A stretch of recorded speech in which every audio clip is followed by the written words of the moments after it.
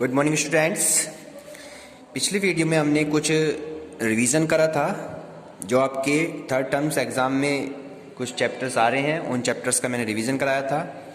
कुछ और क्वेश्चंस को देख लेते हैं रिवाइज के लिए, और आपके एग्ज़ाम 14 डेट से स्टार्ट हो जाएंगे, तो आपके लिए इम्पोर्टेंट्स चीज़ें हैं जो बता रहा हूँ, तो ध्यान से इसको वीडियो को देखें। ठीक है, चलिए क्वेश्चन स्टार्ट करते हैं। कुछ चैप्टर्स पारे था आपका 12 chapter exponents and power. Chapter 12 क्या था बच्चों? आपका एक्सपोनेंट एंड पावर, जिसमें मैंने आपको कुछ रूल कराए थे। तो पहले मैं आपको सबसे पहले आपको कुछ रूल के बारे में डिस्कस कर देता हूँ। ठीक है बच्चों, चलिए फर्स्ट रूल आपका है, कैसे है? अगर a की पावर माइनस m, a की पावर माइनस m है कोई पावर, देन इसको हम पावर को रेसिप्रोकल करते हैं, देन नीचे आके ये पावर प्लस की हो जाती है। ये फर्स्ट आपका रूल बन जाता है। अगर पावर माइनस की है, नीचे इसका रेसिप्रोकल उल्टा कर देते हैं, देन आपकी पावर कैसी हो जाए? पॉजिटिव। सपोज करो एग्जांपल ले लेते हैं, 2 की पावर माइनस 1 है, देन आपको इसे नीचे लाना है, तो नीचे आके ये पॉजिटिव पावर बन जाती है। तो 2 की पावर 1 को हम 2 ही कहते हैं, देन इसका आंसर क्या हो जाता है? 1/2 आपका आंसर हो जाता है। ओके स्टूडेंट्स, आप सेकेंड रूल की ओर चलते हैं। अगर हमारे पास a की power m multiply of a की पावर n, यानी बेस सेम होने पर पावर क्या हो जाती है बच्चों? ऐड हो जाती हैं। a की पावर m प्लस n हो जाती है। बिल्कुल same as it is procedure होता है डिवाइड में। अगर a की power m divide by a की पावर n, यानी बेस सेम होने पर डिवाइड में पावर सब्ट्रैक्ट हो जाती हैं। मल्टीप्लाई में पावर ऐड हो जाती हैं, डिवीजन में पावर सब्ट्रैक्ट हो जाती हैं। नेक्स्ट रूल की ओर चलते हैं। नेक्स्ट रूल है a की पावर m की भी पावर n, तो पावर आपस में मल्टीप्लाई हो जाती हैं, a की पावर m n हो जाती हैं। नेक्स्ट रूल, अगर हमारे पास बेस चेंज हो जाए, यानी a की power m multiply of b की पावर m, अब की बार हमारे बेस अलग अलग हैं, पावर सेम है, देन बेस की मल्टीप्लाई हो जाती है, a b n power only 1 रह जाती है, यानी a b की पावर m हो जाती है। नेक्स्ट की ओर चलते हैं। नेक्स्ट है हमारे पास में a की power m divide by b की पावर m। बिल्कुल सेम प्रोसीजर था, इसमें डिवाइड में a अपॉन b और पावर एज इट इज रह जाती है। बिल्कुल सेम प्रोसीजर है। किसी भी नंबर की पावर 0 हो, देन उसकी वैल्यू हमेशा 1 होती है। किसी भी नंबर की पावर 0 होने पर उसकी वैल्यू 1। फॉर एग्जाम्पल ले लेते हैं हमारे पास, अगर 100 की पावर 0 है, देन उसकी वैल्यू क्या होगी बच्चों? 1 होगी। क्लियर हो गया? किसी भी नंबर की, चाहे 1/2 की पावर 0 हो, देन उसकी वैल्यू क्या होगी आपके पास? 1 होगी। तो ये क्वेश्चंस को ध्यान से करेंगे। और अब मैं कुछ आपकी क्वेश्चंस की रिपीट, तो मैंने एक फॉर्मूला करा दिया, आपको याद रहेगा। a की पावर m की पावर a की पावर n लिखा है, देन पावर क्या हो जाती हैं? पॉजिटिव्स हो जाती हैं। और अगर a की पावर 0 हो, देन उसकी वैल्यू क्या होती है? 1 हो जाती है। आपसे कोई पूछता है 10 की पावर 2 को क्या करिए, किसकी एक्सपोनेंट कितनी है? इन 10 की power 2 the exponent is exponents, then कितनी होगी इसकी एक्सपोनेंट? जो पावर होती है वो इसकी एक्सपोनेंट, यानी कि 2 हो गई। अगर आपसे कॉमन फैक्टर कोई भी आपके क्वेश्चन दे दिया, x² y² एंड x की क्यूब y का स्क्वायर, देन आपसे कहता है फाइंड दी कॉमन फैक्टर। क्या करिए, इसमें कॉमन फैक्टर को फाइंड कीजिए। कॉमन फैक्टर जो होता है HCF होता है, और HCF हम इसमें फाइंड कर देंगे। मैंने क्या बताया था आपको कॉमन फैक्टर की कंडीशन? कॉमन फैक्टर्स का रूल क्या बताया था बच्चों? मैंने पहले x में आप मिनिमम पावर देख लीजिए। x में मिनिमम पावर है x², देन आपका x में आ गया x², और y में भी मिनिमम पावर कितनी है? y तो y², दोनों में सेम है। देन इसमें आपको लिख लीजिए यहाँ पे y की 3, तो y² हो जाएगा। देन आपका कॉमन फैक्टर क्या निकल के आएगा बच्चों? यहाँ पे x² y², यानी जो मिनिमम पावर्स होंगी वही आपका आंसर बन जाता है, उसे हम कॉमन फैक्टर्स कहते हैं। यानी इस वाली फॉर्म में अगर कोई क्वेश्चन मिलेगा तो मिनिमम पावर ले लेंगे। फैक्टराइज करना है हमें, नेक्स्ट क्वेश्चन की ओर चलेंगे। अगर फैक्टर करने के लिए आ जाए क्वेश्चन किस तरीके से, 12 a का स्क्वायर b प्लस 15 ab²। तो अब इसके फैक्टर करने हैं। फैक्टर्स कैसे होते हैं? दोनों नंबर्स में से क्या चीज हमारे पास कॉमन आ रही है, उस कॉमन ले लेते हैं। कॉमन क्या होता है? जो दोनों नंबर, पहले नंबर में देखते हैं, यहाँ 12 है, यहाँ 15 है, दोनों नंबर किस नंबर से डिविजिबल होंगे, तो वो ओनली 3 से हो जाएंगे। तो 3 एक तो 3 कॉमन आ जाता है इसमें से। दूसरे नंबर पे ए पे आ जाओ, ए की मिनिमम पावर कितनी आ रही है बच्चों, इसमें ए आ रही है, देन ए कॉमन ले लीजिए। बी की मिनिमम पावर कितनी आ रही है, बी आ रही है, तो 3 ए बी तो आपका कॉमन आ जाता है।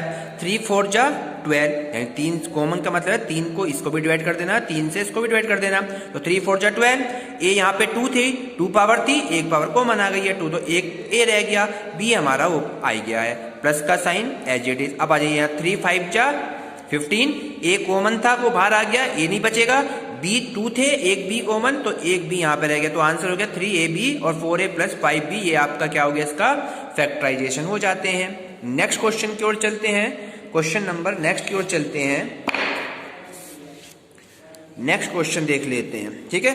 अगर सपोज कीजिए if x is equal to 2 दिया हुआ है and y is equal to minus का 1 दिया हुआ है, ठीक है बच्चों, गिवन है ये चीज, x बराबर 2 एंड y बराबर माइनस का 1 and find the value of x square plus का 4xy देन प्लस का 4y स्क्वायर।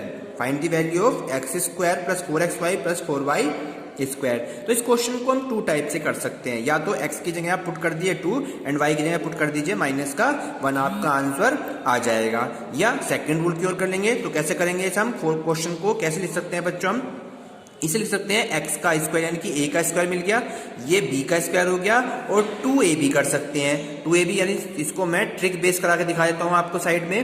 x को लिख दिया मैंने x का स्क्वायर प्लस y का है, तो इसको लिख दिया b का यानी 2y का स्क्वायर, ये हो गया a का स्क्वायर प्लस b का स्क्वायर, और 2ab करूंगा।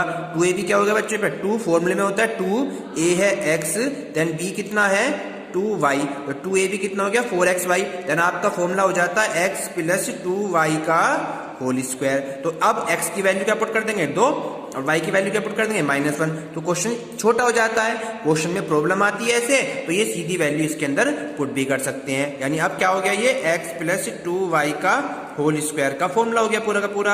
अब x की वैल्यू क्या पुट कर देंगे यहाँ पे 2 as it is, 2 into y की जगह क्या रखना है -1 रखना है, और स्क्वायर एज इट इज है हमारे पास।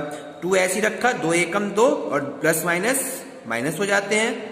ओके स्टूडेंट, 2 में से 2 गया 0, और 0 का स्क्वायर कितना होता है, हमेशा 0 ही होता है, देन इसका आंसर कितना हो जाएगा बच्चों, आपका 0 आंसर बन जाएगा। तो इस तरीके से क्वेश्चन कर सकते हैं, या डायरेक्ट भी वैल्यू पुट कर सकते हैं। नेक्स्ट क्वेश्चन की ओर चलेंगे।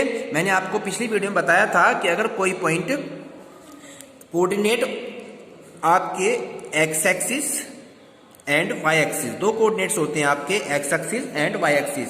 अगर हम x एक्सिस पे चलते हैं देन आपकी वैल्यू क्या होती है, ओरिजिन पॉइंट पे 0 बन जाती है। ओरिजिन पॉइंट जहां पर दोनों लाइन आपको एक दूसरे को इंटरसेक्ट करती हैं, यानी x line and y line आप एक दूसरे को इंटरसेक्ट जहां पर करती हैं, एक दूसरे को काटती हैं, वो पॉइंट आपका ओरिजिन पॉइंट होता है। कौन सा पॉइंट होता है बच्चों, वो आपका ओरिजिन पॉइंट होता है। और ओरिजिन पॉइंट क्या होते हैं, हमेशा 0 पॉइंट होते हैं। 2 लाइन जहां एक दूसरे को इंटरसेक्ट करती हैं वे पॉइंट ओरिजिन पॉइंट होते हैं। तो याद रखना है आपको इस चीज के लिए। अगर हम सपोज कीजिए कहता है कि x अक्ष पर कोऑर्डिनेट हमारे पास में 3 है एंड y अक्ष पर कोऑर्डिनेट 4 है, देन आप इसके कोऑर्डिनेट बताइए। तो कोऑर्डिनेट क्या हो गया, पहले x आता है फिर y होता है, तो पॉइंट क्या हो गया आपके 3 एंड 4, ये आपके कोऑर्डिनेट बन जाते हैं। तो इसको ध्यान रखेंगे। कॉमन फैक्टर वाले क्वेश्चन एक बार और डिस्कस कर लेते हैं और फिर आपका नेक्स्ट क्वेश्चन की ओर चलते हैं। चलिए क्वेश्चन चलते हैं नेक्स्ट में। क्वेश्चन दे रखा है आपका बच्चों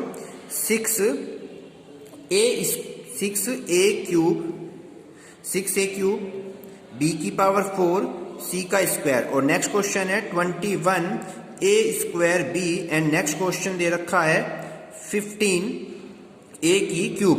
अब देखिए पहले नंबर में चलते हैं, क्या निकालना है इसके बच्चों, हमें कॉमन फैक्टर फाइंड करने हैं।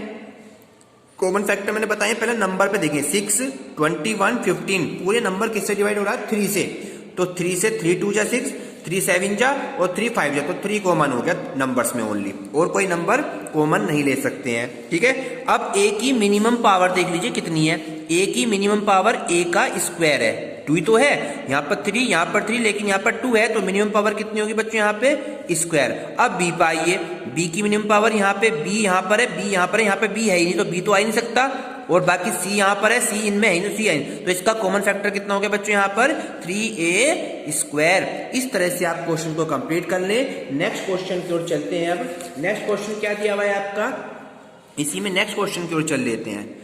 नेक्स्ट क्वेश्चन है आपका, क्वेश्चन दिया हुआ है बच्चों यहाँ पे कि अगर 3 का स्क्वायर मल्टीप्लाई ऑफ 4 का स्क्वायर किसके इक्वल होगा। इक्वल का मतलब हो गया इसकी वैल्यू फाइंड आउट करनी है, तो 3 का स्क्वायर का मतलब क्या था 3 इंटू 3 कहते हैं, और 4 का स्क्वायर को 4 इंटू 4 कहते हैं। 3 3 जा 9 हो गया, 4 4 जा 16 हो गया, और 16 की जब 9 में मल्टीप्लाई करेंगे कितना 16 9 जा 144, ये आपका आंसर हो जाता है। 16 9 जा 44। 3 के स्क्वायर को क्या लिखा हमने बच्चों 3 इंटू 3, 4 के 4 इंटू 4, और 3 3 जा 9, और 4 4 जा 16, 16 9 जा 144 पर आपका आंसर हो जाता है। इस तरह क्वेश्चन करेंगे, और आप स्टैंडर्ड फॉर्म्स वाले क्वेश्चन कर लीजिए कंप्लीटली, जो मैं पिछली वीडियो में बताए थे। Standard form, common factors and आपके एक्सप्रेस दी यूजुअल फॉर्म और स्टैंडर्ड फॉर्म, दोनों को सही से करेंगे। और फैक्टर वाला चैप्टर्स वेरी इंपॉर्टेंट, उसको ध्यान से करें। कल हम नेक्स्ट चैप्टर्स की ओर डिस्कस करेंगे। Thank you.